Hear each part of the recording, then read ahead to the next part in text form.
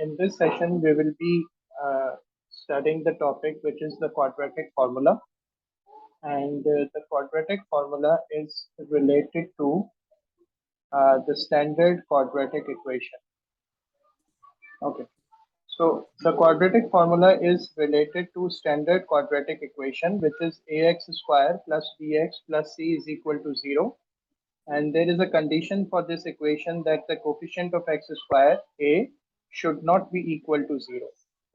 And the solution of this standard quadratic equation can be represented in the form x is equal to minus b plus minus square root b square minus 4ac upon 2a.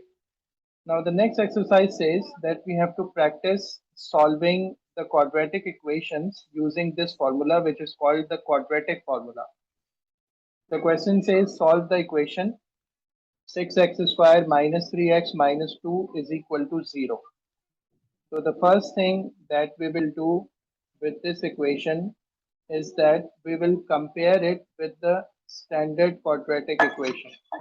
So I'm writing comparing it with ax square plus bx plus c is equal to 0, where a is not equal to 0, we get the coefficient of x square would be equated with a, the coefficient of x would be equated with b, and the constant term would be equated with c.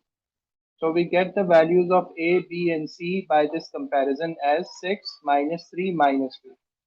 Now we are using the quadratic formula, which is x is equal to minus b plus minus square root b square minus 4ac upon 2a. Now if I replace the values here, minus plus minus square root and then square of b minus 4 times a into c divided by 2 into a. So the value of b is minus 3, b square is minus 3 square, a is 6, c is minus 2, and the value of a again 6. Now we have to simplify this form. We will get 3 plus minus square root 9 plus 48 divided by 12, and 3 plus minus square root of 57 divided by 12. Now there are two values that we are getting. One is 3 plus square root of 57 divided by 12, and the other one is 3 minus square root of 57 divided by 12. And by using a calculator, we can find the values of these two expressions, 0.379.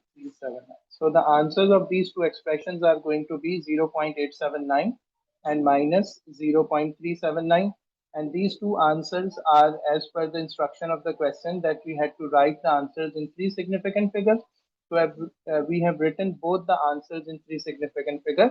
This is how we can solve a quadratic equation using a quadratic formula. We try to explain complex concepts in simple language and with effective examples.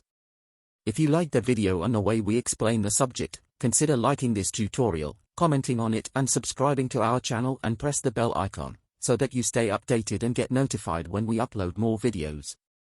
Thanks for watching.